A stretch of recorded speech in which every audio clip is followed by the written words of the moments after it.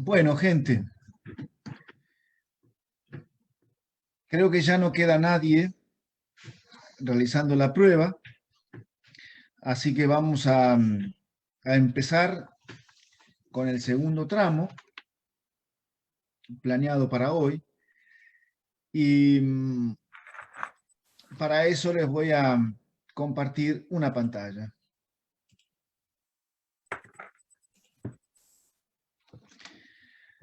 Este va a ser un repaso muy superficial, pero abarcativo. No nos vamos a detener en cada cosa, pero sí vamos a apuntar a un panorama totalizador, general, global, como para tener todo junto de una vez, de manera lo más compacta posible. Y ya empezamos con algunas preguntas, ¿no? ¿Cuándo? Doctor, perdón. Sí. Hay una persona que le falta terminar, pide 10 minutitos. Ah, bueno, perdón, no me había dado cuenta. ¿Quién es? A ver. Miriam. Ah, pero debe estar con la cámara apagada.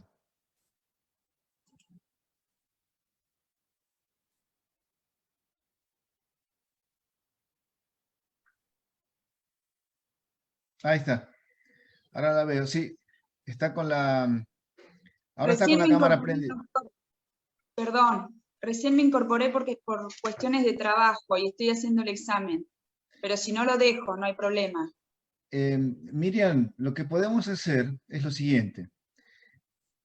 Mañana a la mañana, a primera hora, yo habilito esta misma prueba como ejercitación. Con lo cual, todos los que no la han hecho hoy por alguna razón, la podrán completar mañana con las respectivas devoluciones para cada pregunta. Con todo gusto esperaríamos, pero en No hay realidad problema, faltan no 6 minutos para que se corte, de acuerdo a la programación que está en el aula virtual.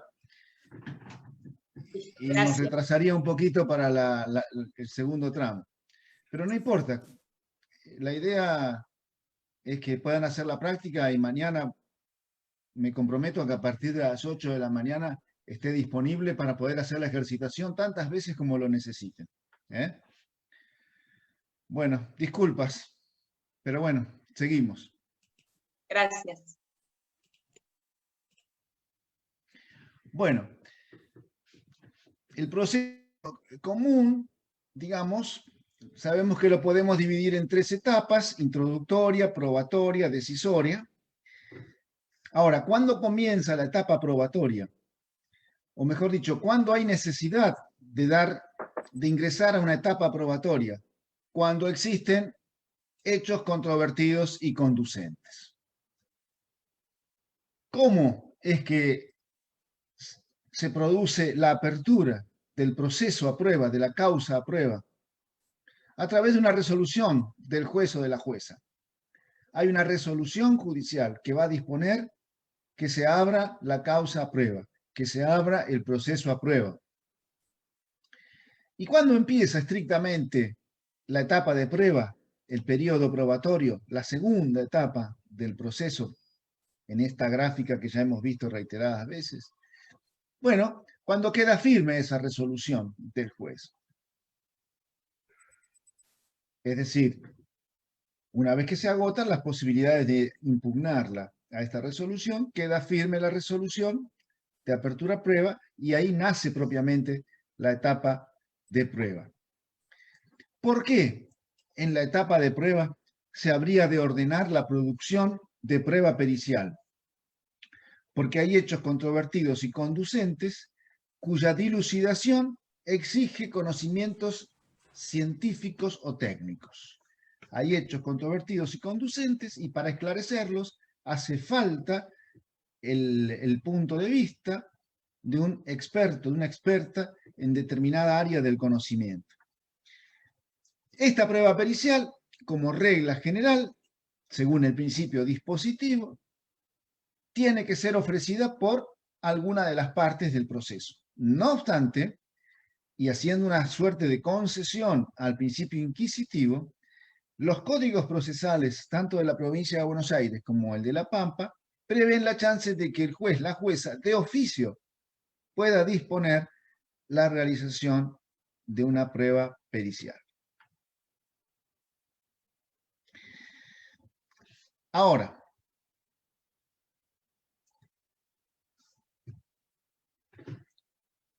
vamos a descomponer el procedimiento probatorio pericial en bloques, tal como lo hemos hecho en su momento para explicar con el doctor Martí Arena, con más detalle, cada uno de estos ítems que ustedes están viendo en pantalla.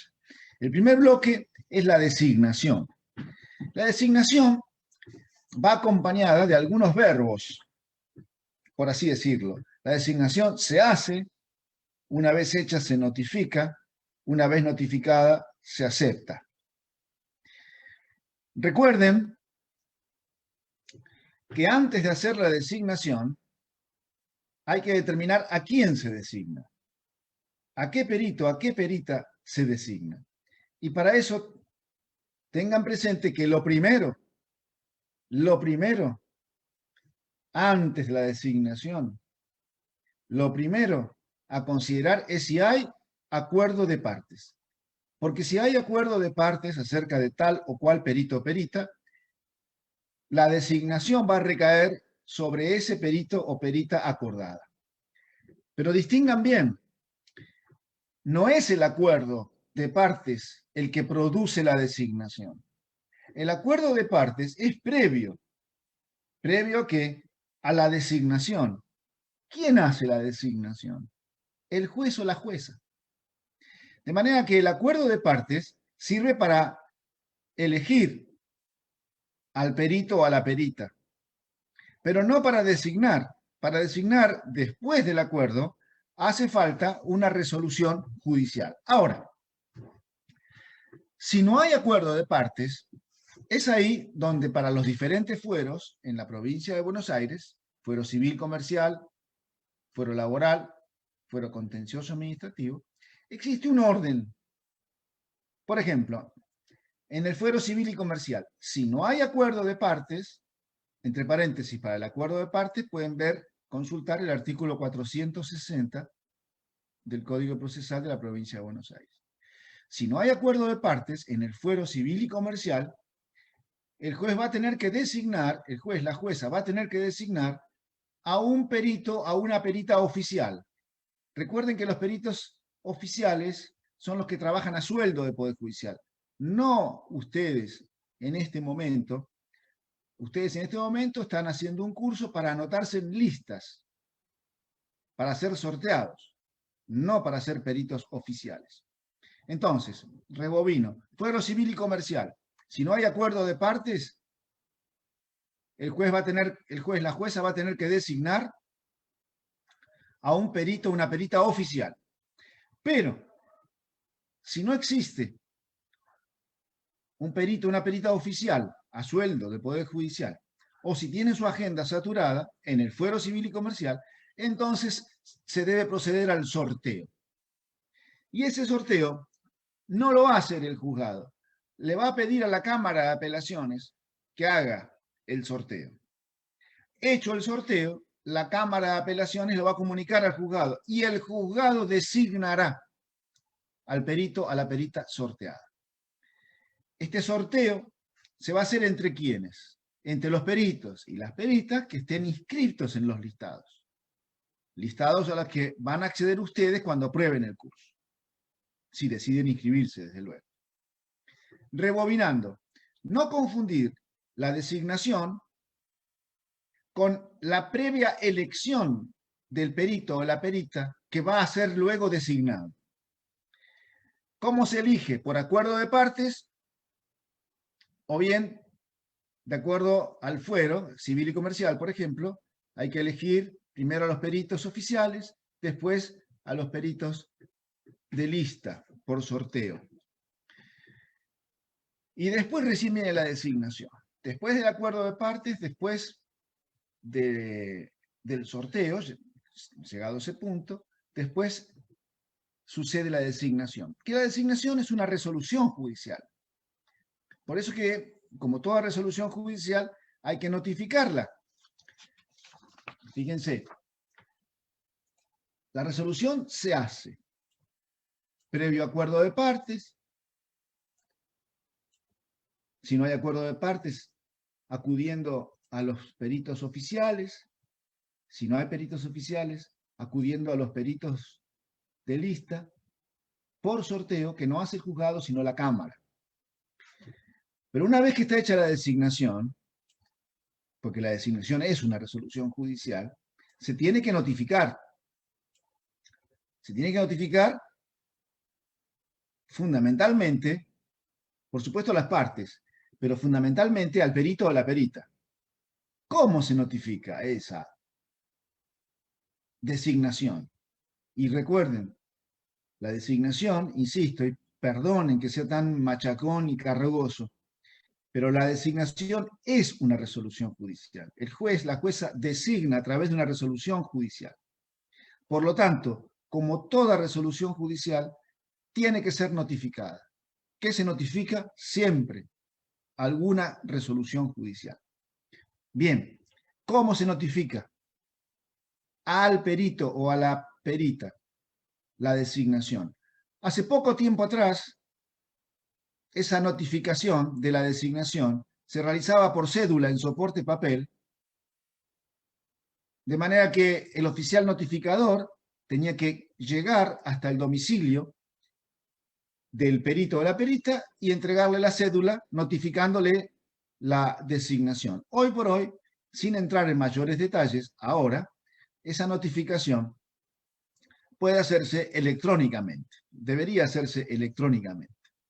Como sea, cualquiera sea el mecanismo, por cédula, en soporte papel, electrónicamente, lo cierto es que la información le tiene que llegar al perito o a la perita, no la tiene que ir a buscar.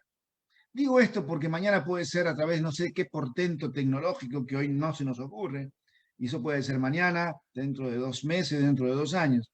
Pero lo cierto es que cualquiera sea el mecanismo que se use, repito, la cédula en soporte papel a través de un oficial notificador que llega hasta el domicilio físico del perito o de la perita, hoy a través de correo electrónico, con o sin token, lo que fuera. Bueno, lo cierto es que la información le tiene que llegar al perito o a la perita, de manera que se va a tener que enterar casi por fuerza de la designación. Lo siguiente que aquí nos aprecia es que el perito o la perita tiene que ir volando a la MEB. Tiene que ir volando a la MEB, a la mesa de entradas virtual. ¿Para qué? Para consultar las constancias del proceso en el que ha sido designado o designada. ¿Y por qué tiene que consultar las constancias? Bueno, para saber de qué se trata. Porque en esa causa, en ese proceso consultable a través de la MEB, bueno, van a poder acceder a la demanda, a la contestación de la demanda, a los puntos de pericia. Me salteé algo, a la demanda y a la contestación de la demanda. De ahí se va a desprender... ¿Qué es la MEB? ¿Qué significa? La MEB es la mesa de entradas virtual. Ah, listo, ya está. No hay que nada. Claro. En la MEB, en la mesa de entradas virtual, ustedes van a poder acceder a todas las constancias del expediente electrónico.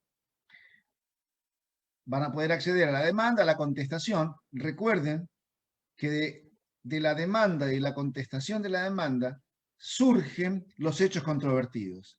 No esperen encontrar algo que contenga una especificación clara y prolija de los hechos controvertidos. No existe, o mejor dicho, no necesariamente existe una cosa así. No hay una resolución judicial que diga, bueno, estos son los hechos controvertidos y conducentes. Tal vez la pueda haber. Se les ha explicado el funcionamiento de la audiencia preliminar antes de la etapa de prueba. Puede ser que en esa audiencia preliminar encuentren el catálogo de hechos controvertidos y conducentes. Pero si no los encuentran, que va a ser lo usual, probablemente, la forma de detectarlos es a partir de la lectura de la demanda y la contestación, contrastando. ¿Por qué? Porque si en la demanda se dice que existe el hecho X y en la contestación de demanda se niega la existencia del hecho X, bueno, ahí tienen un hecho controvertido. Bien, les decía que también, consultando la MEP, van a poder detectar los puntos de pericia, también leyendo la demanda y la contestación de demanda. Saben ustedes que los puntos de pericia, ¿a qué deben referirse? A hechos controvertidos y conducentes. Además, consultan las constancias del proceso en el que han sido designados, designadas, para cerciorarse de que no tengan ninguna clase de motivo de excusación por amistad, parentesco o cualquiera de los motivos que aparecen enumerados en el artículo 17 del Código Procesal, tanto de La Pampa como de la provincia de Buenos Aires. Estos artículos, o este artículo 17, contiene las causales de excusación para los jueces, que son iguales que para los peritos, las mismas. Si están alcanzados por alguna de ellas, lo normal, como les dije, es alguna situación de parentesco, de amistad o de enemistad, eventualmente. Eso sería lo normal. Motivos clásicos de excusación, digamos así. Si detectan un motivo de excusación, no van a aceptar el cargo y se van a excusar.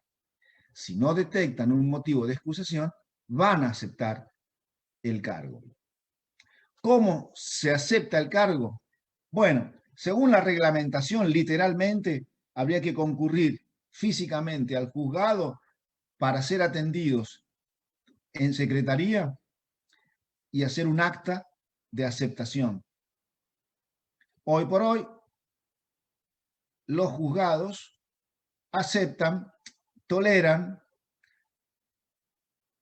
no reniegan de la aceptación del perito o la perita a través de una presentación de un escrito, sea en papel, sea electrónico, o de la forma en que sea instrumentado todo esto, porque recuerden que cuando se los designa, tal vez en la resolución que se les notifique, se les diga que pueden utilizar algún medio alternativo como el WhatsApp.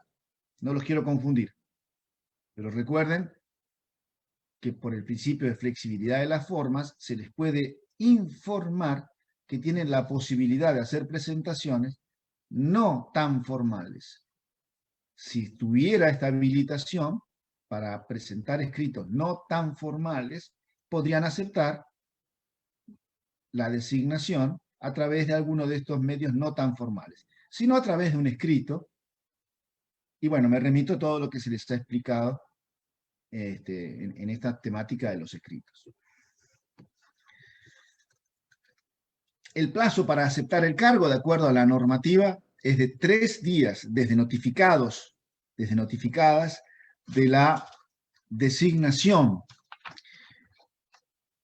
Rescato una vez más esta posibilidad de que se les informe en la resolución que las designa, de un plazo mayor, que sería lo más aconsejable. Pero si no es así, el plazo legalmente, estrictamente, es de 3 días para aceptar el cargo. Muy bien. Superamos el bloque de la designación, que sabemos que se hace, sabemos cómo, a través de una resolución judicial. Sabemos que antes de la resolución judicial, de alguna manera hay que elegir al perito o a la perita, acuerdo de parte, sorteo, etc. Sabemos que la notificación de la designación es algo que tiene que llegarle al perito o a la perita de alguna manera.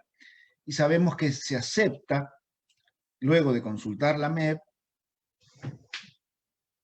descartados motivos de excusación, se hace alguna presentación, el perito o la perita, alguna presentación en el expediente para aceptar esta designación. Muy bien.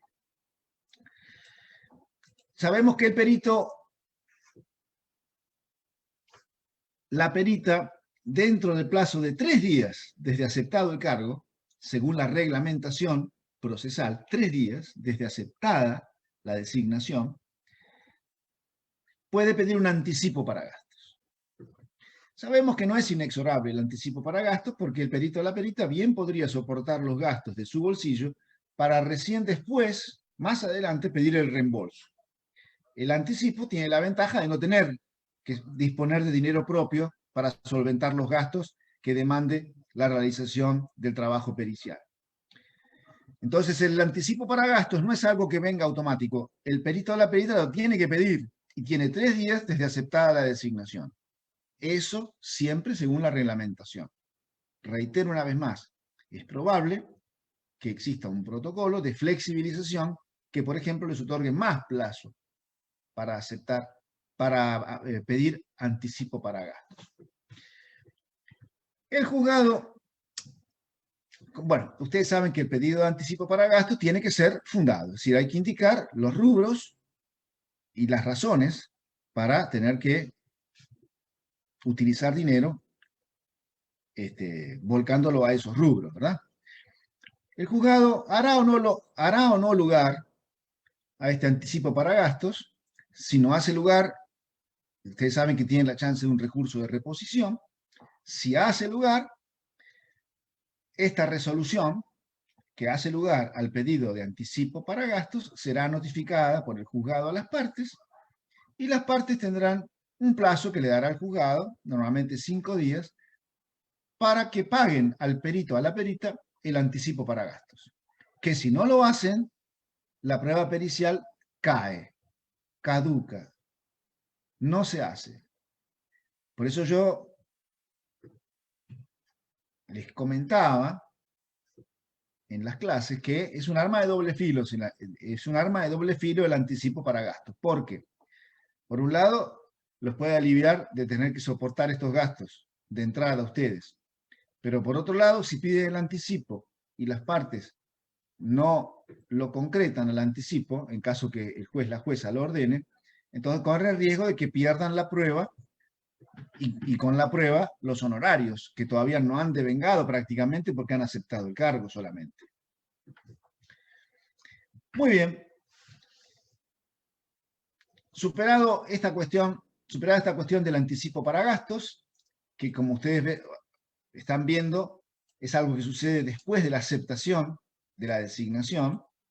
Una vez que se acepta la designación, les decía, 3 días, según la rajatablas, la reglamentación procesal, 3 días para requerir anticipo para gastos. Bien, superado esto, pagado el anticipo para gastos, si fue pedido y ordenado, le toca el turno al perito, a la perita, para indicar lugar, día y hora para el examen pericial. Tiene que presentar un escrito diciendo, bueno, el examen pericial va a ser realizado en tal lugar, tal día, tal hora. Recuerden que el examen pericial es el tomar contacto con la realidad sobre la cual se va a tener que dictaminar. Tomar contacto con las personas, con las cosas o con los lugares, según la incumbencia profesional. Es más, puede haber algunos exámenes periciales que no requieran, perdón, puede haber algunas pruebas periciales. Puede haber algunas pruebas periciales que no requieran la determinación o la realización de un examen pericial. Pensemos un lingüista que tenga que determinar si tal o cual libro es o no es plagio de otro libro anterior. Bueno, para una tarea así, seguramente no va a ser necesario un examen pericial. Porque mal podría leerse todo el material, que llevaría mucho tiempo, con las partes y sus abogados presentes, digamos. Es un poco impensable, ¿verdad? Pero, como regla, vamos a asumir que el examen pericial es algo que puede llegar a suceder en la mayor parte de las profesiones, sea psicólogos, asistentes sociales, ingenieros, informáticos, contadores, martilleros. El examen pericial es algo que va a suceder normalmente.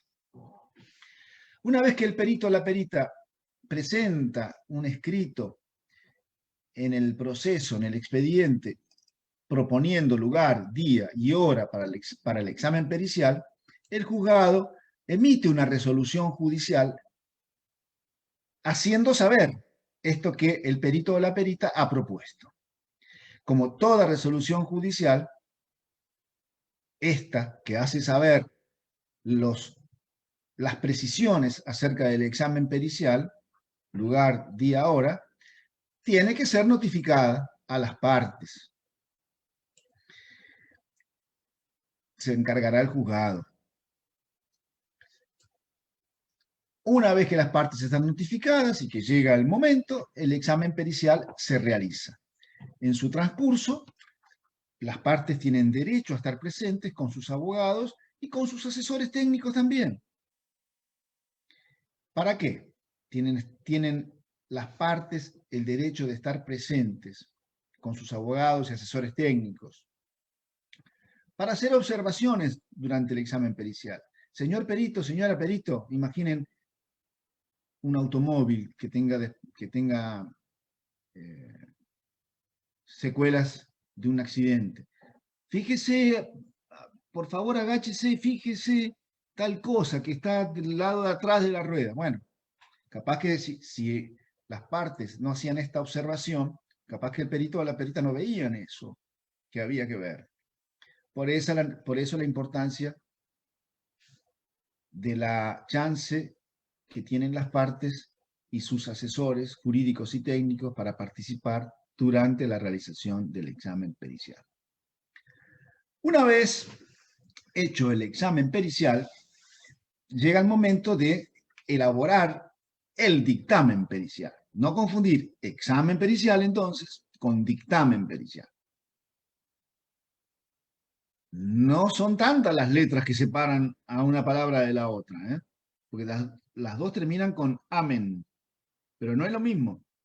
Distingan bien. Hemos hablado recién del examen pericial. Bueno, ahora llega el turno de hablar del dictamen pericial. El dictamen pericial consiste en la respuesta a todos y cada uno de los puntos de pericia. Recuerden que los puntos de pericia, una vez más lo digo, deben referirse a hechos controvertidos y conducentes. ¿Quién fija los puntos de pericia? Los fija el juez o la jueza. ¿Quién propone los puntos de pericia? Las partes. El juez o la jueza tienen sobradas atribuciones como para modificar los puntos de pericia propuestos por las partes, agregar otros puntos de pericia. En definitiva, el juez o la jueza contornea, le da el formato final, el contenido final a los puntos de pericia. ¿En qué consiste el dictamen pericial entonces? En responder los puntos de pericia. ¿Que cómo hay que responderlos? Dando siempre los fundamentos, indicando la bibliografía, los procedimientos que se hubieran utilizado para llegar a tales o cuales conclusiones. Cuanto más fundado, más persuasivo el dictamen pericial.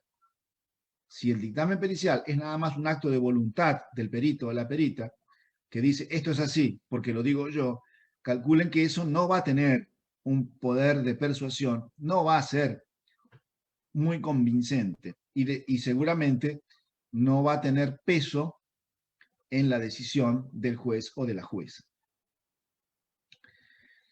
Bueno, lo cierto es que el dictamen pericial se elabora de no haberse fijado un plazo especial para la presentación del dictamen pericial. El Código Procesal de la Provincia de Buenos Aires establece uno de 30 días. Pero esto realmente, como ya saben, es poco viable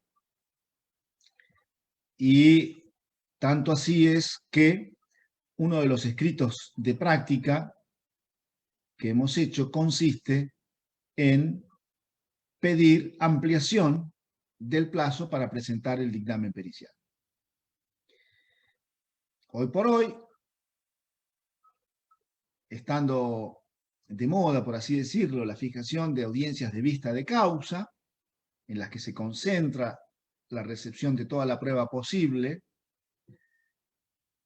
el dictamen pericial tendrá que ser presentado antes de esa audiencia de vista de causa, para que el perito o la perita puedan asistir después a la audiencia de vista de causa y allí, de manera oral, proporcionar las explicaciones, las aclaraciones que se les requiera.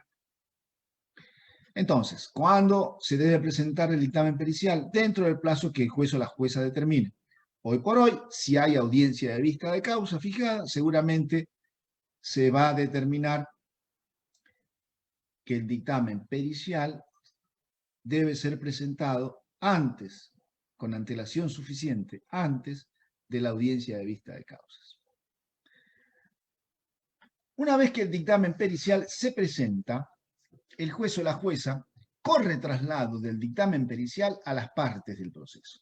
Recuerden que correr traslado es emitir una resolución judicial que diga así: Trenquelauquen, 28 de junio de 2021, punto. Del dictamen pericial presentado por el perito o la perita sultano o sultana, coma, traslado por 5 días a las partes, notifíquese. Eso es correr traslado. ¿Y para qué sirve el traslado? Ese traslado va a servir para que las partes puedan pedir explicaciones, pedir aclaraciones e incluso eventualmente impugnar el dictamen pericial. Entonces rebobinemos. El dictamen pericial se confecciona y se presenta. ¿Cuál es el paso siguiente? Recuerden que el proceso es una serie de pasos concatenados. ¿Cuál es el paso siguiente una vez que se presenta el dictamen pericial? El paso siguiente es el traslado del dictamen pericial. Traslado que es una providencia simple firmada por el juzgado. Ese traslado, que es una providencia simple, como toda resolución judicial, debe ser notificado. ¿A quién? A las partes. ¿Para qué? Para que puedan pedir explicaciones, aclaraciones y, llegado el caso también, impugnar el dictamen pericial.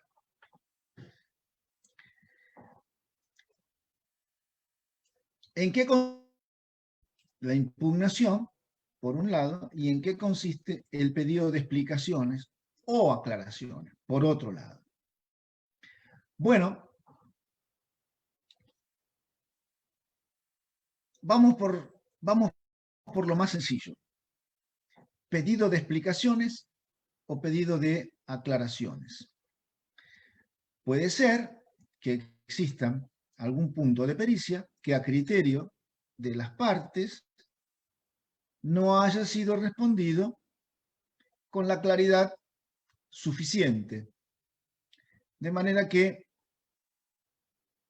siempre a criterio de las partes, exista la necesidad de explicar un poco más, de que el perito o la perita explique un poco más.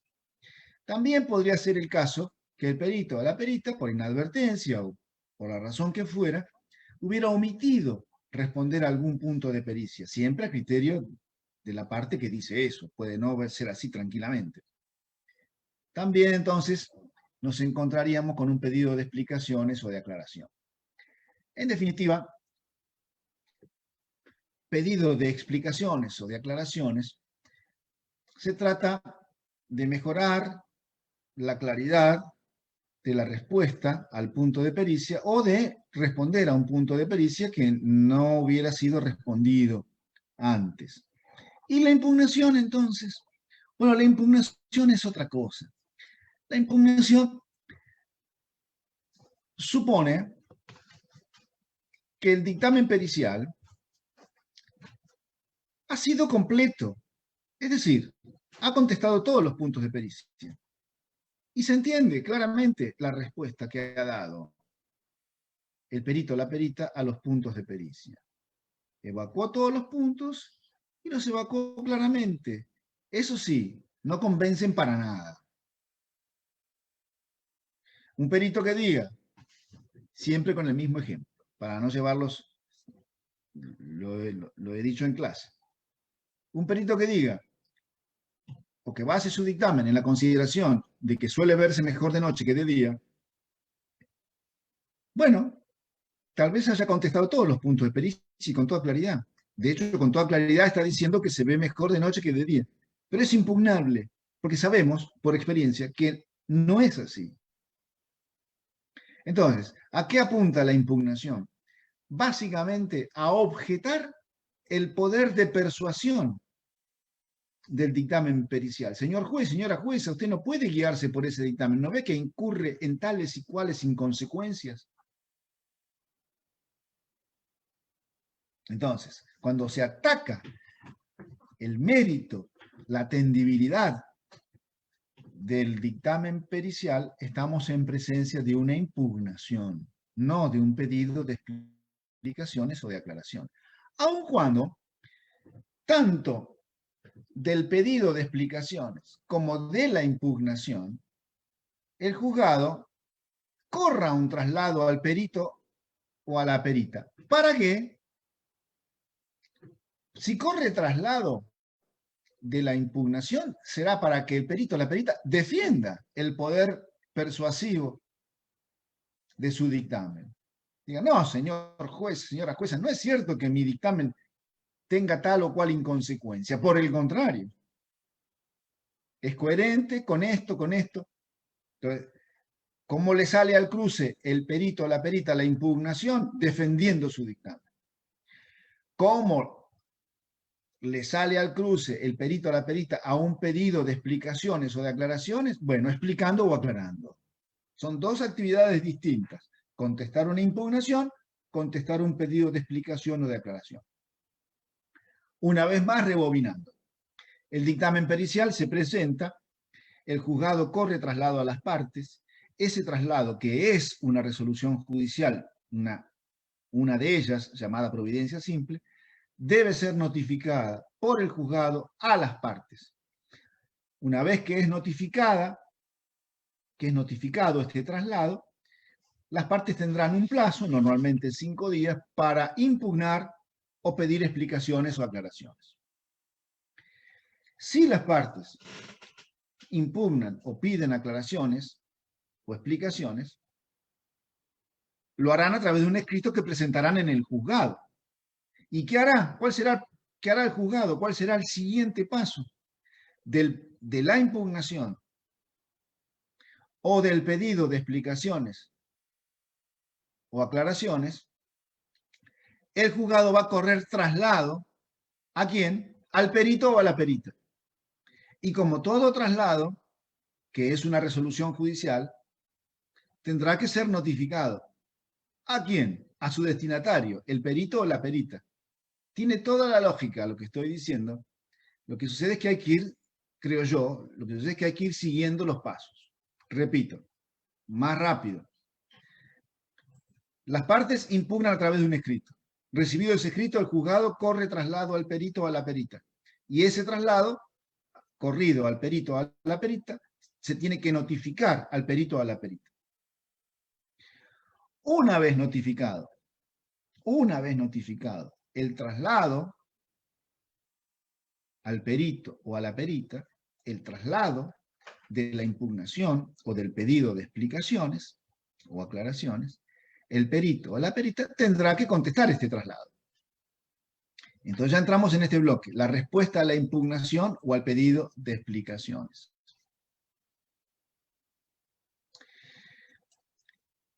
Esta respuesta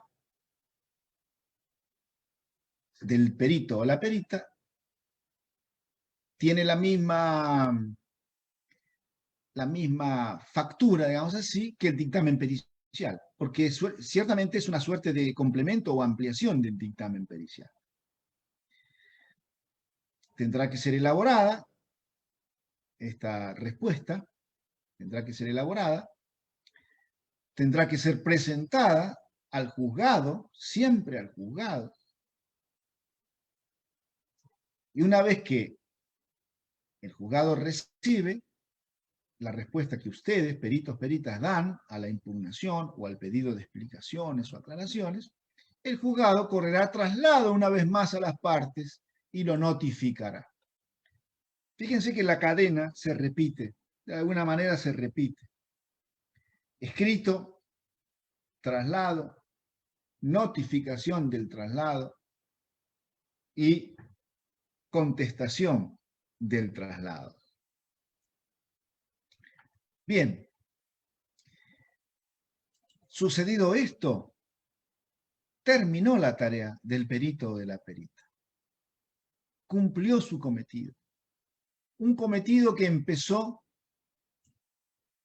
con la designación que se le notifica al perito o la perita, y que termina, se agota, culmina con la respuesta a la impugnación o al pedido de explicaciones o aclaraciones.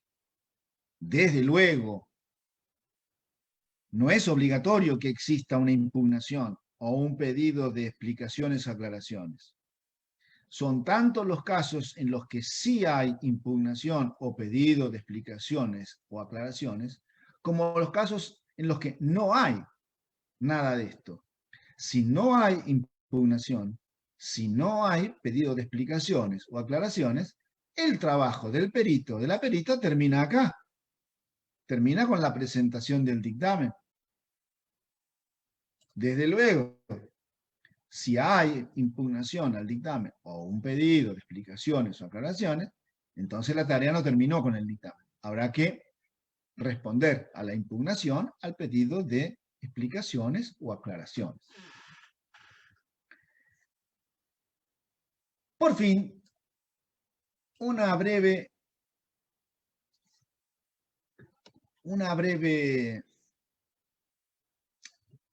breve recordatorio sobre el tema, sobre la cuestión de los honorarios. El perito, la perita, desde que acepta la designación, y a partir de allí, a través de todos y cada uno de los escritos que presenta en el expediente, en cumplimiento de su función, desde que acepta la designación, y mientras va desarrollando su función, culminando, como sabemos, con el dictamen pericial o eventualmente con la respuesta a la impugnación o al pedido de explicaciones o aclaraciones, durante todo este recorrido, paulatinamente, el perito o la perita va devengando honorarios.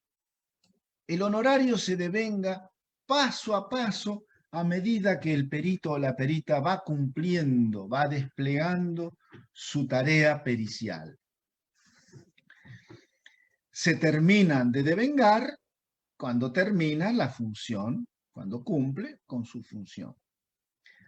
Ahora, esos honorarios devengados, ¿son un crédito a favor del perito o de la perita? Claro que sí, son un crédito. Tiene un derecho a cobrar una retribución por el solo devengamiento de los honorarios, sin más, sin ninguna resolución que diga nada. El derecho está a cobrar una retribución, una remuneración por el trabajo pericial.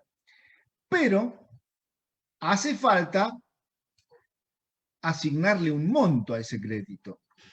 Por eso es que existe la necesidad de cuantificar esos honorarios devengados. Y la cuantificación de los honorarios devengados se hace por el juez, por la jueza, a través de una resolución judicial, a través de una resolución, que se llama regulación de honorarios. ¿Qué es regular? Regular honorarios es establecer el monto de los honorarios. El crédito por honorario ya existía desde antes, desde que se empezó a devengar y hasta que se terminó de devengar. Bueno, ahí ya quedó perfilado el crédito por honorarios. Pero ¿y por qué monto? Para establecer el monto hace falta, ahora sí, una resolución judicial que determine ese monto. Y eso recibe la denominación de regulación de honorarios. Si la regulación de honorarios es una resolución judicial, adivinen qué, tendrá que ser notificada, como toda resolución judicial, y como nada más que una resolución judicial. No otra cosa dentro del proceso se notifica. El verbo notificar dentro del proceso judicial se usa para las resoluciones judiciales. No, pero a mí el abogado me hizo saber tal cosa, me notificó tal cosa. Perdón, eso no es notificar. A menos que el abogado lo que hubiera hecho es transmitir una resolución judicial. Pero el verbo notificar, que vulgarmente puede ser usado para referirse a cualquier situación en la que alguien avise algo a otro, o lo anoticie de algo, bueno, está todo bien, pero dentro del proceso judicial notificar es hacer saber una resolución judicial. Hacer saber una resolución judicial a través de alguno de los medios previstos por la ley. Electrónicamente, cédula, etcétera, etcétera. Al perito, a la perita siempre le va a llegar la notificación. No va a tener que ir a buscarla él o ella.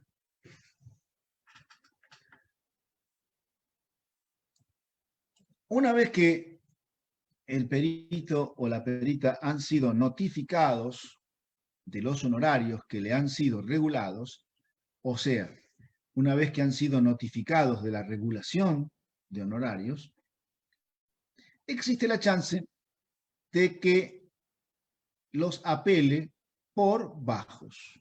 Para lo cual, por bajos digo, porque el monto tal vez no sea satisfactorio. Tal vez el perito o la perita tenga una aspiración superior.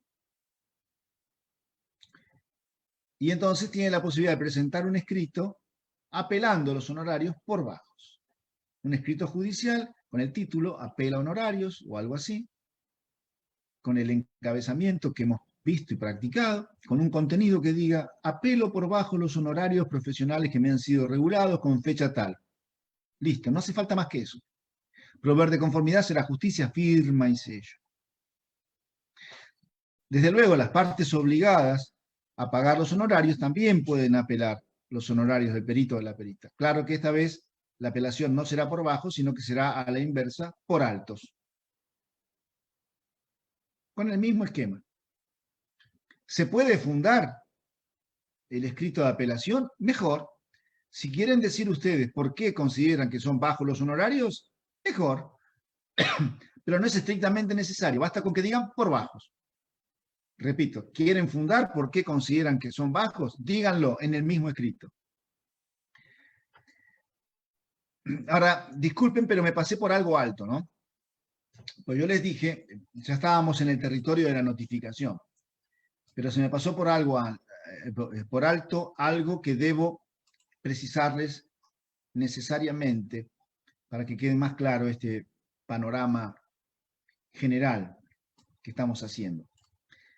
Les dije que el juez, la jueza, regula los honorarios, es decir, los cuantifica. Regula los honorarios ya devengados, es decir, les asigna un monto.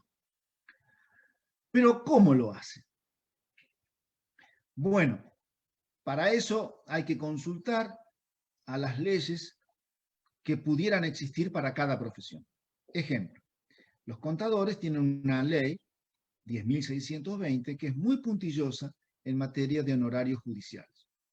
De manera que ellos, contadores, contadoras, ellas tienen solucionado este problema porque los jueces, las juezas tienen que ir a esa ley y consultar cómo está previsto el tema de honorarios judiciales. ¿Y los que no? ¿Y los profesionales que no cuentan con una ley arancelaria específica de su profesión? Bueno, en ese caso es posible aplicar analógicamente, por ejemplo, la ley de contadores. Por lo tanto, la solución podría no ser diferente entre las distintas profesiones. ¿Qué dice la ley de contadores? Que cuando el proceso judicial tiene un monto, cuando se discuten valores económicos, el honorario del perito o de la perita debe fijarse en una cantidad de dinero que no puede ser menor al 4% de la significación económica del juicio, ni mayor que el 10% de la significación económica del juicio. Entre el 4 y el 10%. Hay que tener en cuenta que el perito o la perita no es el único profesional que trabaja en el proceso. Antes bien, el ámbito judicial, el ámbito procesal, mejor dicho, es más propicio para otros profesionales, los abogados y las abogadas. Entonces, quiero decir, sin abogados ni abogadas no puede haber proceso judicial. Sin peritos y peritas puede haber proceso judicial porque tal vez esa prueba pericial no haya sido ofrecida ni ordenada. Entonces, otro factor a tener en cuenta para determinar el monto de los honorarios de los peritos y las peritas es encontrar una proporción entre sus honorarios y los honorarios de los abogados y las abogadas. Es decir, si el abogado, si la abogada han trabajado en las 3 etapas del proceso, introductoria, probatoria y pericial, no es lo mismo que un perito o una perita que haya trabajado en un segmento de la etapa probatoria solamente. Por otro lado, en la vereda de enfrente, puede darse el caso que si bien el perito o la perita trabajó en un segmento de la etapa probatoria, su tarea haya sido dirimente, determinante, decisiva, y la tarea de los abogados y las abogadas, bueno, rutinaria. En ese caso, el honorario del perito o de la perita tranquilamente puede ser asimilado tranquilamente al honorario del abogado o a la abogada. En definitiva, no hay una fórmula mágica que aplicándola dé como resultado automáticamente el honorario del perito o de la perita. Hay que calibrar una serie de situaciones y por eso es que tal vez la resolución judicial que regula honorarios resulte insatisfactoria para el perito o la perita, porque tal vez se le aplique, se cuantifique el honorario en una cantidad que no refleje el mérito de la tarea, comparada con el mérito de la tarea de otros profesionales. Entonces, y ahora sí, vuelvo a lo anterior, regulado el honorario, se notifica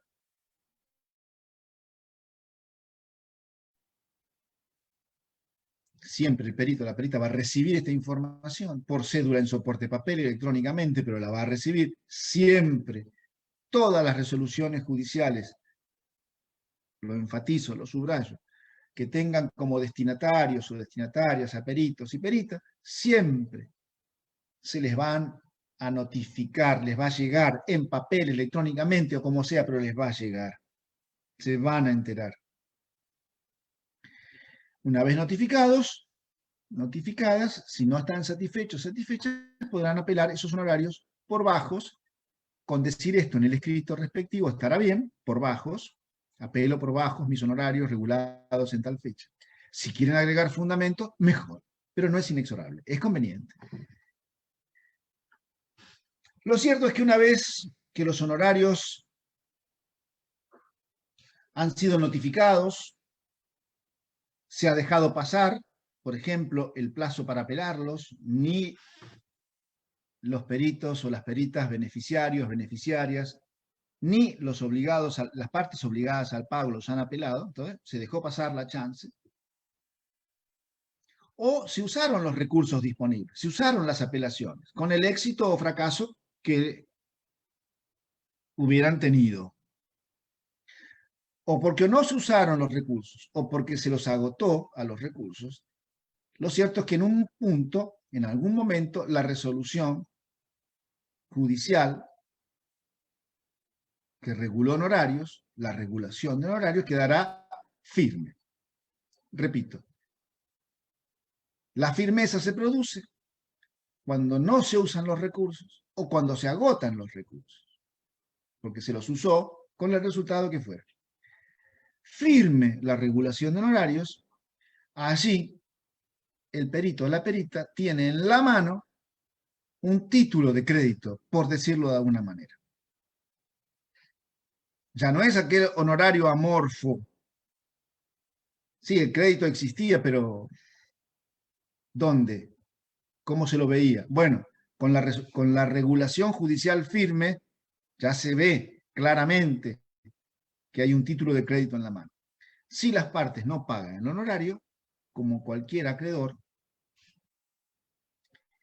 de cualquier suma de dinero impaga, el perito o la perita tendrá que, ahora sí, contar con el auxilio de algún abogado, abogada, para procurar el cobro forzado de este crédito.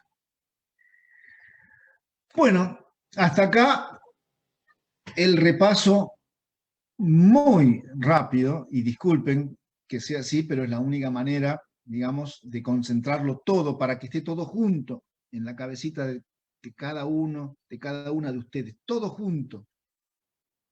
No hay forma de hacerlo si no abreviado, todo junto, que es lo que me propuse hoy. Yo quería que todo junto, abreviado, con mucha simplicidad, sin honduras, pero todo junto estuviera una vez en sus cabecitas a través de una explicación. Con esto yo doy por terminada, digamos, con esto daría por terminada esta parte del repaso general, o sea, el repaso general, finalmente, y quedaría habilitada, desde luego, la chance de hacer alguna pregunta ahora, ¿no? Pero quedaría habilitada la chance de el jueves 1 de julio volver a reunirnos como si fuera una clase más, pero con el cometido principal de responder a las preguntas de ustedes. Quienes se propongan rendir el examen el día 5 de julio, ya hacia el día 1, imagino que ya estarán un poquito con la maquinaria aceitada, de manera que si en esas condiciones los asaltara alguna duda, alguna inquietud que los pusiera en estado de zozobra, digamos, listo, el 1 de julio ahí estamos. Y después del 1 de julio, quiero decirles que pueden hacer consultas a través del aula virtual. Hay un foro de consultas, de manera que si es el día 2 de julio, tienen alguna duda, la consulta a través del foro y ahí será respondida. Bueno, abierto entonces el espacio para las preguntas ahora, o si no las hay, damos por terminado este repaso, con un poco de nostalgia ya, porque se nos va el curso, pasó rapidísimo todo esto, y bueno, nos veremos el jueves 1 de julio. Ustedes dirán, y si no dicen, no hay preguntas, y entonces nos vemos el 1 de julio, que me parece que es lo que está por pasar. Creo que no veo manos levantadas. Bueno, listo, entonces. En el chat había una pregunta, doctor. Ah, había una pregunta en el chat. Ah, a ver. El trabajo del perito... Ajá. Si el trabajo del perito también corre riesgo de mala praxis. Claro que sí. Recuerden ustedes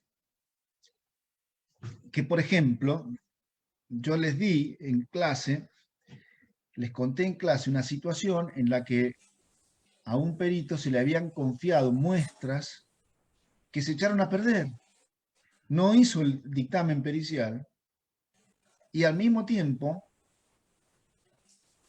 permitió que se echaran a perder las muestras, de manera tal que ya tampoco en el futuro podía hacerse ningún dictamen pericial. Eso es mala praxis. Y por supuesto que existe la posibilidad de una responsabilidad profesional. Hablamos de este tema al distinguir entre el perito diligente y negligente. Dijimos que la negligencia es una forma de culpa, una de las variantes de la culpa, y consiste en no hacer lo que se debe hacer. El negligente no hace lo que debe hacer. Dijimos también que otras formas de culpa son la imprudencia, que es lo contrario, es el que hace lo que no debe hacer. Y otra, tercera variante de la culpa, Digo, de cara a la generación de una responsabilidad profesional, negligencia, imprudencia, y la otra, la tercera pata, que puede generar responsabilidad profesional, la tercera pata de la culpa, es la impericia, es decir, la torpeza, la falta de conocimientos, la de meterse en algún asunto para el cual no se tiene la solvencia necesaria, no pudiendo ignorar quien así se mete, que carece de esa solvencia. Entonces, sea por negligencia, sea por imprudencia o sea por impericia, ciertamente los peritos, las peritas pueden incurrir en mala praxis. Creo que esa es la pregunta, ¿verdad? A ver, hay otra pregunta. Sin duda, ¿hablo por los abogados? Bueno, desde luego que los abogados también. Lo que pasa es que vamos a hacer, yo les voy a decir algo con toda honestidad, y es lo siguiente. No se ven muchos juicios de mala praxis contra abogados.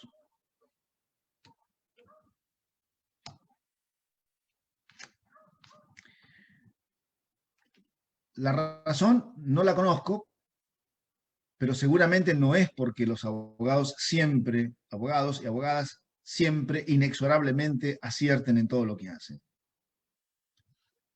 En teoría, convengamos que debe haber habido casos, o debe haber casos en los que pueda creerse que hay mala praxis. Pero no hay juicios de mala praxis. Muy raros. Contra abogados y abogadas. Es más fácil encontrar juicios de mala praxis contra médicos o médicas. Eso sí. Pero no contra abogados y abogadas. Si uno fuera mal pensado, podría creer que es una cuestión gremial. Que ningún abogado o abogada va a iniciarle un juicio a un colega, a una colega, esperando la reciprocidad mañana. Si uno fuera mal pensado. Yo no lo sé cuál es el motivo, pero les tengo que decir con toda honestidad que no se ven juicios de mala praxis.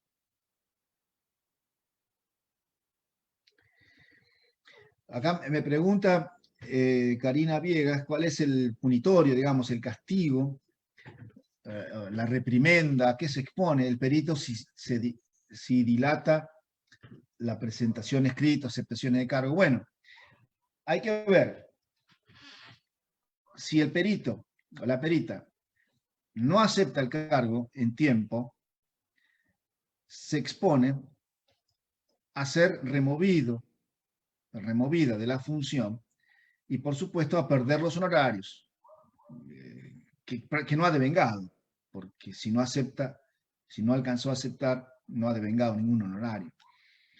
Al mismo tiempo se expone, si es un perito de lista, a ser removido de la lista, lo cual la dejaría fuera de combate en futuros sorteos. Es decir, si no acepta el cargo, se expone a la remoción en el proceso en el que fue designado, se expone a perder toda chance de honorario y se expone a la remoción del listado. En el otro extremo, para distinguir situaciones, paso del extremo en el que ni siquiera acepta el cargo, al extremo en el que presentó el dictamen pericial, pero, por ejemplo, no contesta un pedido de explicaciones. Y el perito o la perita, habiendo presentado el dictamen, obsérvese, insisto, que estamos en el otro extremo de la primera situación que ni siquiera alcanzó a aceptar el cargo. Acá coronó su tarea con un dictamen, pero no contesta un pedido de explicaciones. En ese caso, lo que prevé el Código Procesal es que el perito, la perita, que así procede, se expone a una pérdida total o parcial, lo cual sería más justo, parcial, porque ya el dictamen lo presentó, solo no está contestando un pedido de explicación, se expone a la pérdida parcial, total, dice la ley, o parcial, que es más justo, de honorarios. Y también, si no contesta el pedido de explicaciones, se expone a la remoción del listado, de manera que también queda fuera de combate para futuros sorteos. Es decir, la gama de consecuencias ante el incumplimiento tiene como común denominador dos alternativas. Uno, la remoción de los listados para futuros sorteos. Y el otro, la repercusión sobre los honorarios, total o parcial. Desde luego que, como en el caso que les contaba de las muestras que se echaron a perder, algunas negligencias pueden, como esta que yo les contaba, pueden generar responsabilidad por los daños y perjuicios. Si no cobra un horario, no va a ser sorteado en otros casos, y al mismo tiempo puede ser responsabilizado por los daños y perjuicios. Esas serían las consecuencias desfavorables. La palabra punitorio, en realidad, se refiere a otro tema distinto. Yo lo digo porque la pregunta habla de punitorio, ¿no? Y ciertamente hablamos de una punición, de un castigo, pero mejor hablar de consecuencias desfavorables. La palabra punitorio está asociada a los intereses que son generados por una deuda dineraria.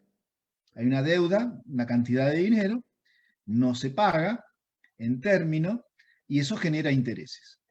Intereses por la mora, por la demora en el pago, por el vencimiento de la obligación y no se paga. Cada día de mora genera un interés que se llama moratorio. Ahora, cuando el interés moratorio fue pactado en el contrato, a ese interés por mora se lo llama punitorio. La palabra punitorio, entonces, es un interés, técnicamente, ¿no? Un interés moratorio pactado por las partes. ¿Qué más preguntas hay? A ver. Una pregunta. Creo que no hay más preguntas. Sí, yo. Sí, a ver, Karina, sí. Completamente al margen. Queda Sí. como un anexo.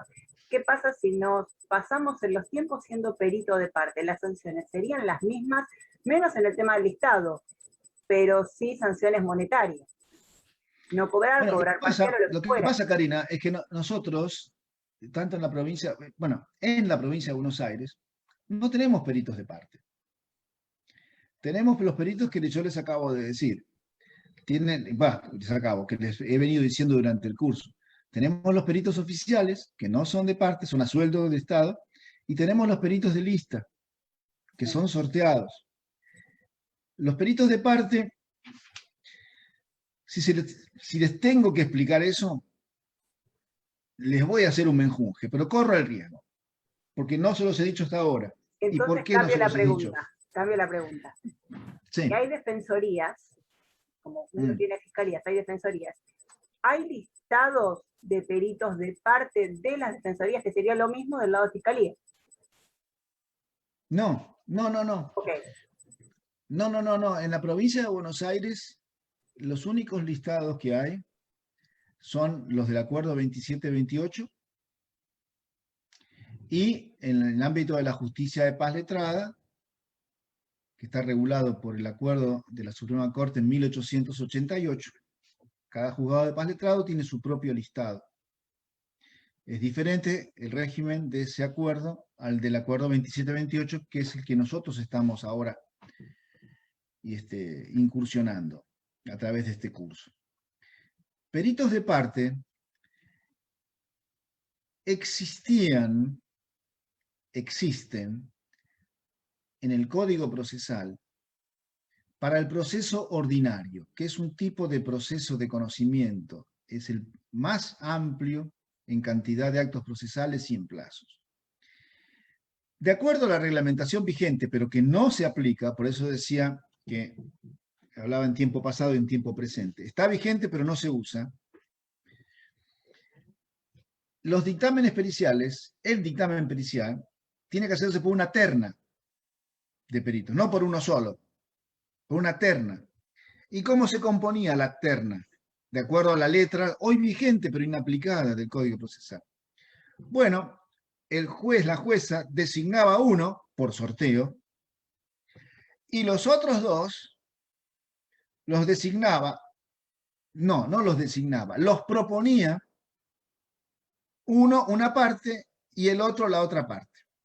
Pero ¿cuál era el problema? Que si una de las partes proponía el suyo, digamos, y la otra parte lo resistía, no corría. Con lo cual era eterna la integración de las ternas. Por eso es que cayó en desuso y ahora en todo tipo de proceso se designa un único perito, una única perita. Cuando es el caso, por sorteo. salvo que haya peritos oficiales, etcétera, lo que ya vimos. Solamente en esos casos del proceso ordinario podía hablarse de perito de parte, pero que tampoco era de parte, porque la designación siempre las hacían los jueces y la jueza. Siempre. Lo que sí, el origen de la posterior designación había que encontrarlo en la propuesta de parte con la aceptación de la otra parte rival. A eso se lo podía llegar a llamar, si uno quería, perito de parte, pero eran tan auxiliares del juez como lo es hoy un perito único. No eran peritos de parte parciales.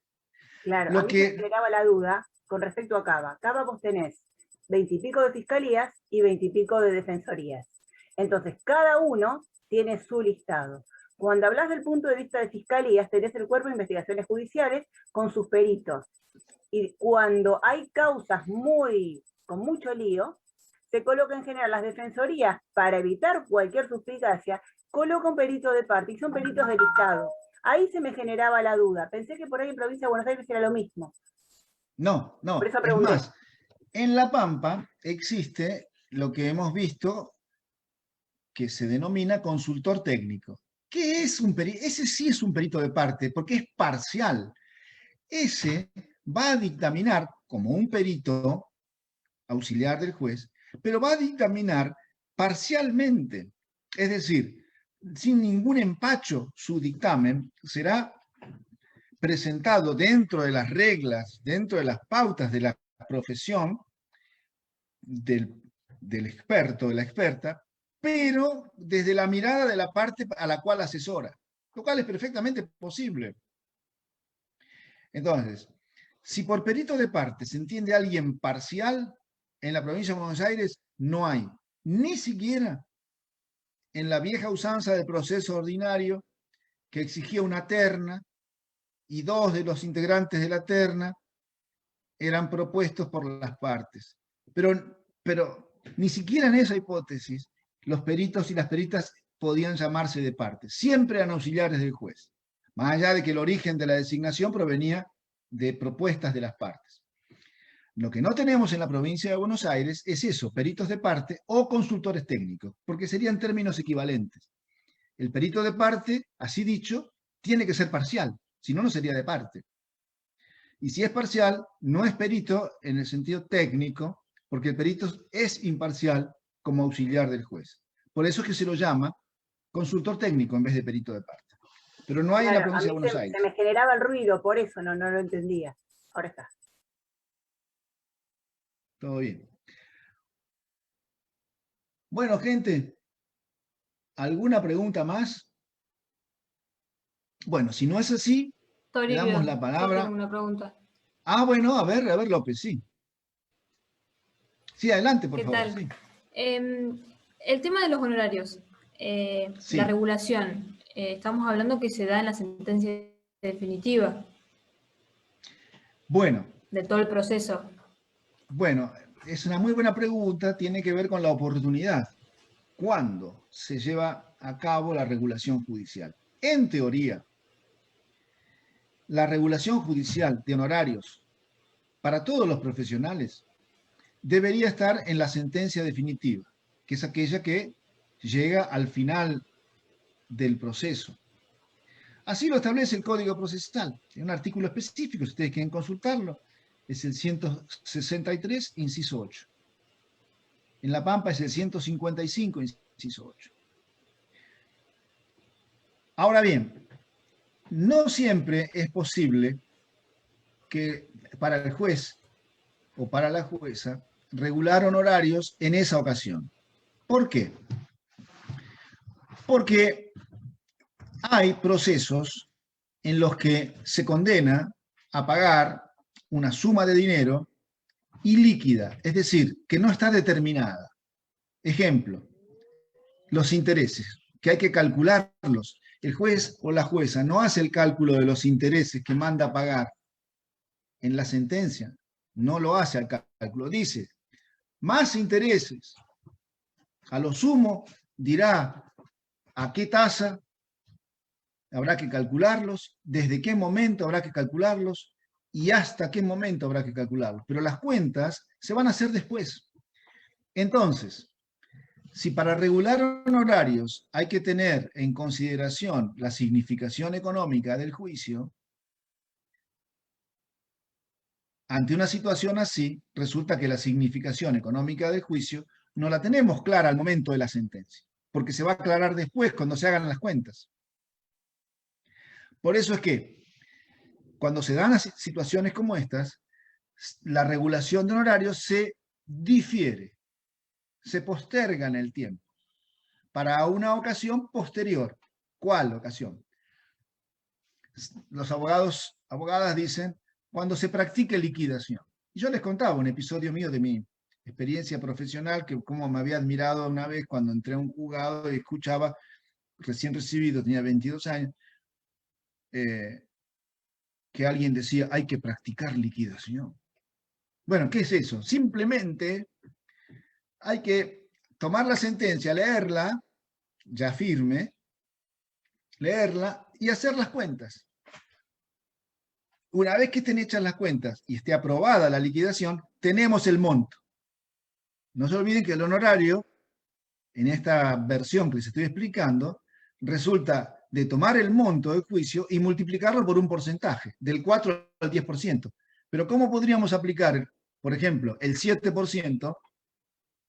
¿Cómo podríamos aplicarlo o sobre qué monto lo aplicaríamos si no tuviéramos ningún monto todavía calculado?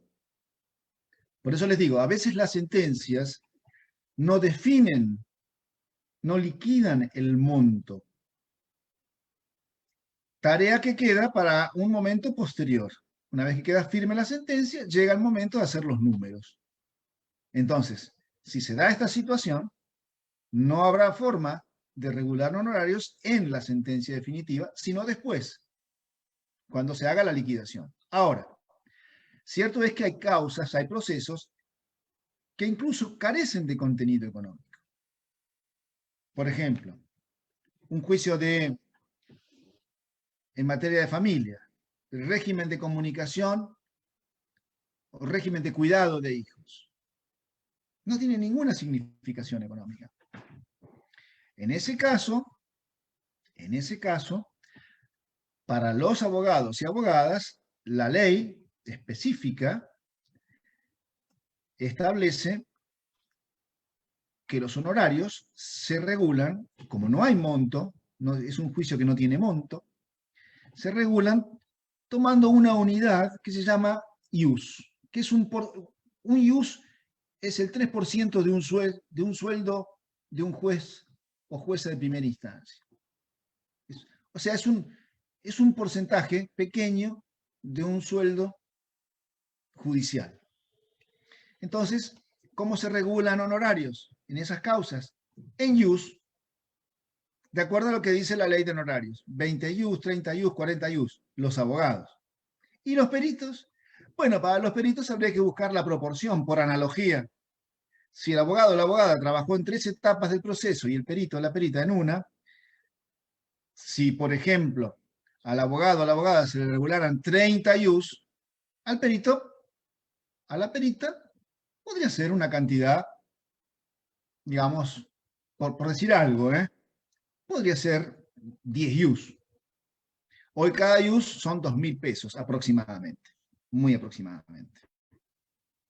Entonces, cuando se trata de montos de juicio, de montos de procesos sin monto determinado o que carecen de monto, sí se puede regular honorarios en la sentencia definitiva, a través de este mecanismo de los ius para los abogados, por analogía extensible a los peritos. Pero si los juicios tienen monto determinado, difícilmente se vayan a poder regular los honorarios en la sentencia definitiva. Habrá que esperar a un momento posterior. O sea, la síntesis de la respuesta es, el honorario debería ser regulado en la sentencia definitiva. No siempre se puede. En ocasiones, como cuando se condena a pagar una suma de dinero ilíquida, que hay que cuantificar más adelante, habrá que esperar a ese más adelante para entonces recién poder regular honorarios. No sé, López, si con esto le contesto. Sí, y última pregunta respecto a eso. Y en la liquidación, la hace el abogado. O sea que el perito tiene que confiar en el abogado.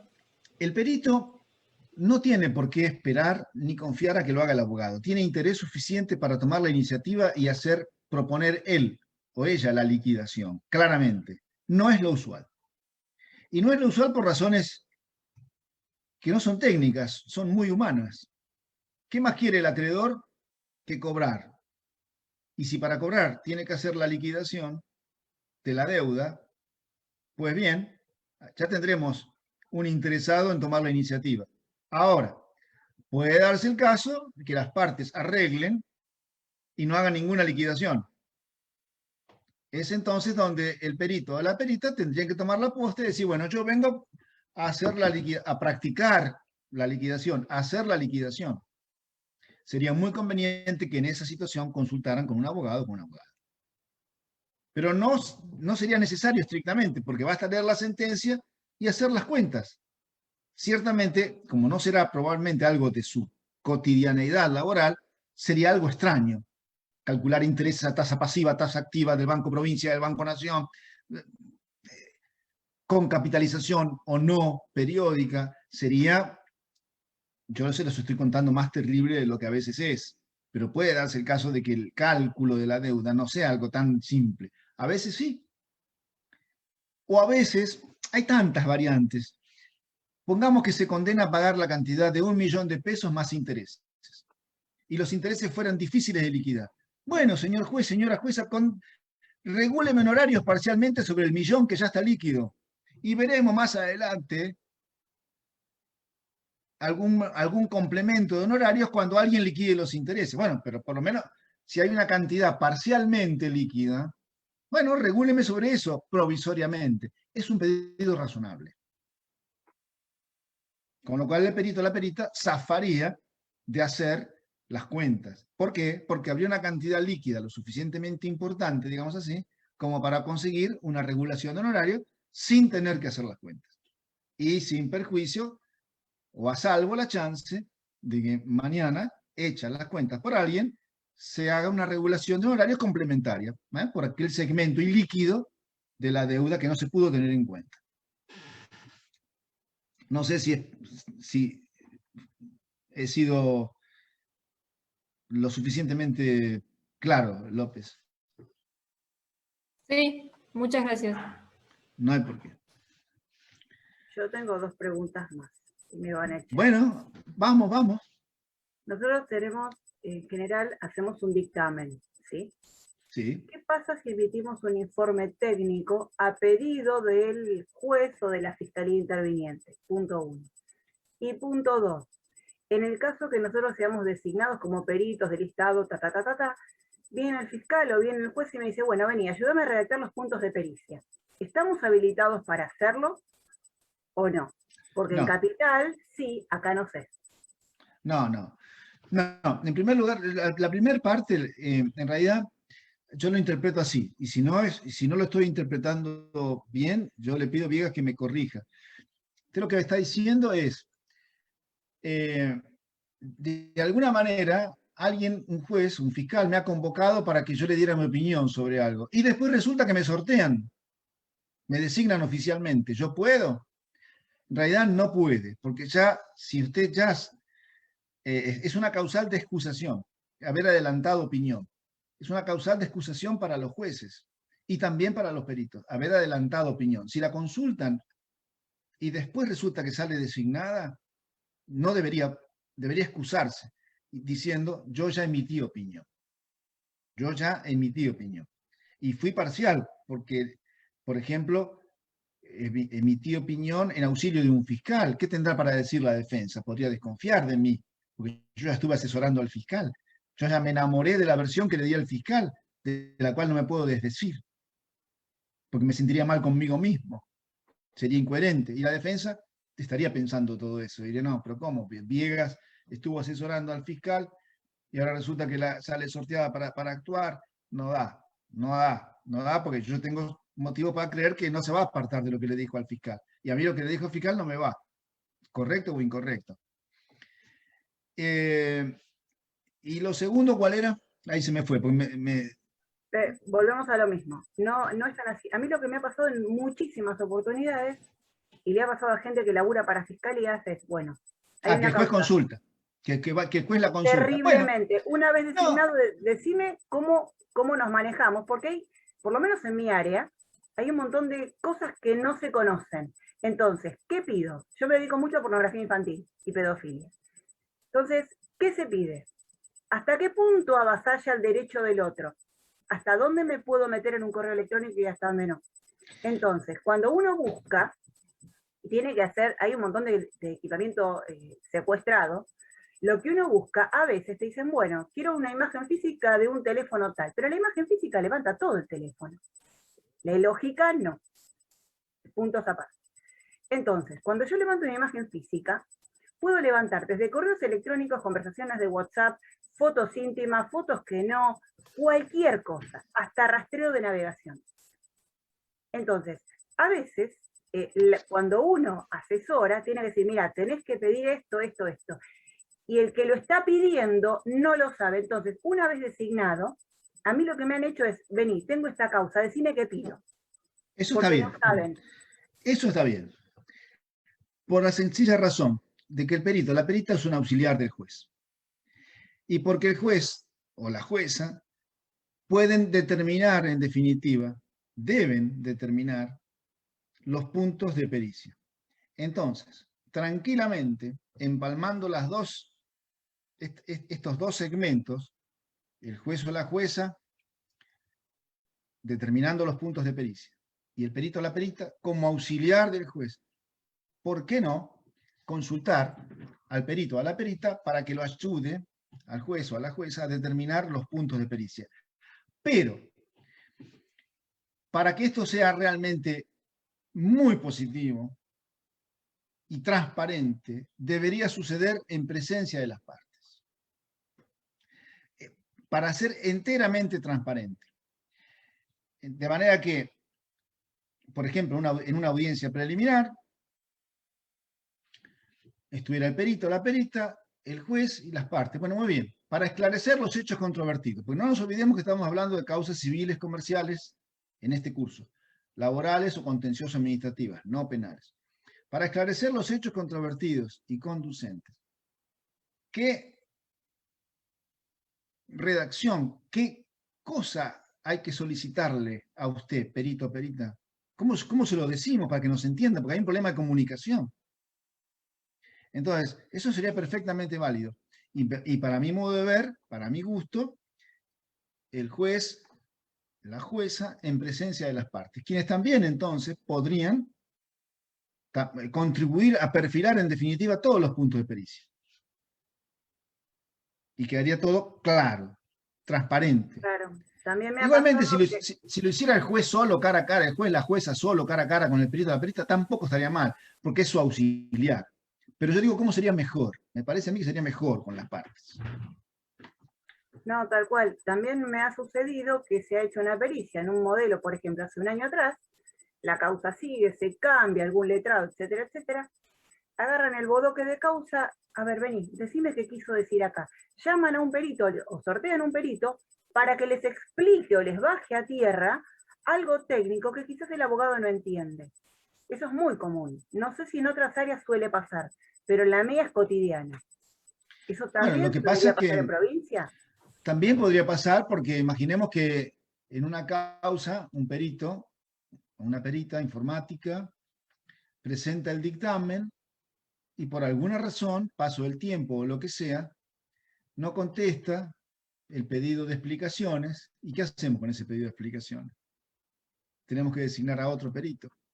Pues, como dijimos hoy, si no se contesta el pedido de explicaciones, eso conduce a la remoción del perito, del proceso, del listado, y conduce a la pérdida total, o con un poco más de justicia, creo yo, parcial de honorario. Pero lo cierto es que el pedido de explicaciones nos queda vacío, nos queda vacuo. ¿Y qué hacemos con él? Y hay que designar otro perito, otra perita. Hay que designarlo para que dé las explicaciones, ciertamente. Esto sucede. No digo que sucede mucho, pero sucede. Sucede cada vez que hay pedido de explicaciones, trunco. ¿Y entonces? Bueno, gente,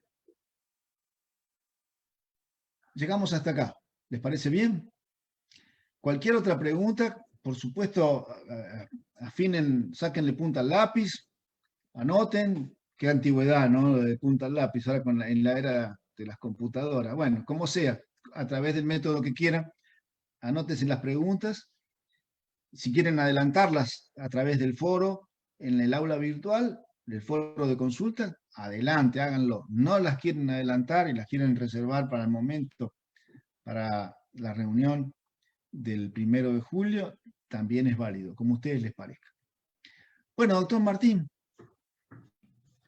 Bueno, Toribio, muchas gracias. Una clase interesante y de ejercicio extenso de la jornada, así que de mucha presencia permanente del grupo inicial. Así que bueno, no, simplemente aprovechamos y hago saber a todos ustedes que estamos viendo que tenemos seguidores por la página de Facebook del colegio de eventos anteriores que nos están mirando, así que desde la dirección académica, acá con la doctora María Fernanda Díaz, que me está ayudando en la trastienda, mandamos un saludo y bueno, también van saludos para ustedes, desde los participantes, doctor, se lo hago llegar. Bueno, muchas gracias. Igualmente, retribuyo los saludos a nuestros misteriosos seguidores de Facebook. Ya tenemos una hinchada. Así que bueno, nos encontramos el jueves en otra charla de ejercicio, ya entrando en cuartos de final, como diría deportivamente, para el examen. Y bueno, espero encontrarlos por ahí el jueves. Yo puntualmente no voy a poder estar por otras cuestiones profesionales mías, pero van a estar sumamente y muy bien acompañadas con la doctora María Fernanda Díaz. Así que les deseo éxito y el lunes sí voy a estar. Y bueno, a disposición por lo que necesiten para ese evento. Nada más que eso por ahora. Los saludo. Abríguense que hace frío si van a salir afuera. Sí, y ahora juega Argentina con Bolivia, así que también Bueno. tenemos eso para los que nos gusta el fútbol. Bueno, Exacto. gente, Bueno, que la un saludo. pasen bien, a Un disposición. saludo. No Gracias. aflojen, ánimo. Nos vemos. Gracias.